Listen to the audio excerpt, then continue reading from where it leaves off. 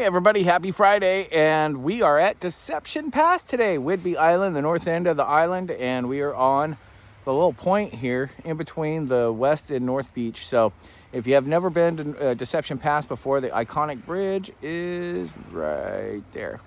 All right, so I'm gonna hike over there to fish the slack tide on that part of the little area here. I've been fishing the west beach, and honestly all I've done is donate gear to the ocean, and I don't like doing that. So I'm moving over here. There's a lot less snags on the north beach. I'm more familiar with that side. I'm gonna have to do a little bit of walking along the beach there, but hey, it's a beautiful day for that, of course. All right, let's see if we can find us a hatchery steelhead. There is a 2 hatchery steelhead limit on the Puget Sound. Selective gear rules, that means barbless hooks, of course. Can't keep any natives, but that applies pretty much anywhere in the state of Washington. So here we go. Let's see if we can get into something. So I'm right here at the point, Deception Pass. You can see there's a boat over there fishing the island over there.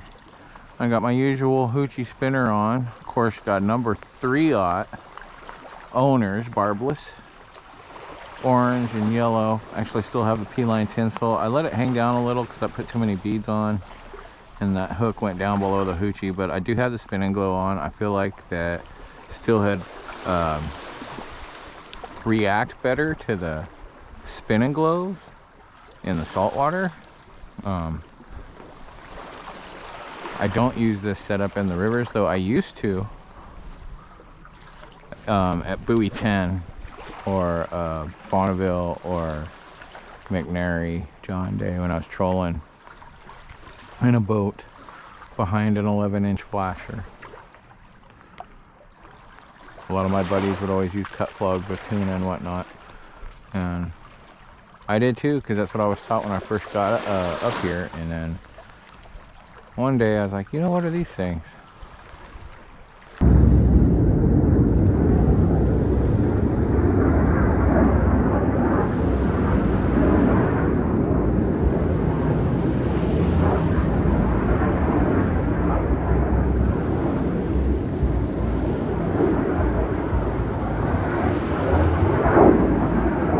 So you can see the water vapor getting shot out the back of the engine.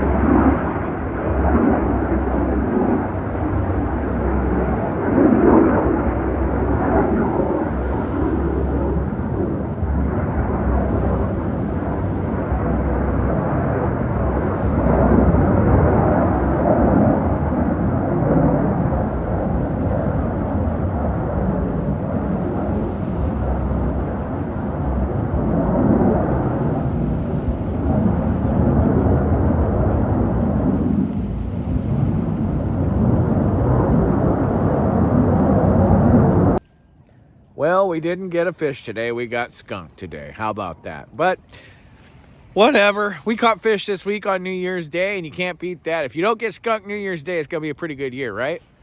I don't care if they're whitefish. Don't care. We're at Deception Pass. Didn't catch a fish today, but it was a long shot to try to catch a steelhead off the beach here.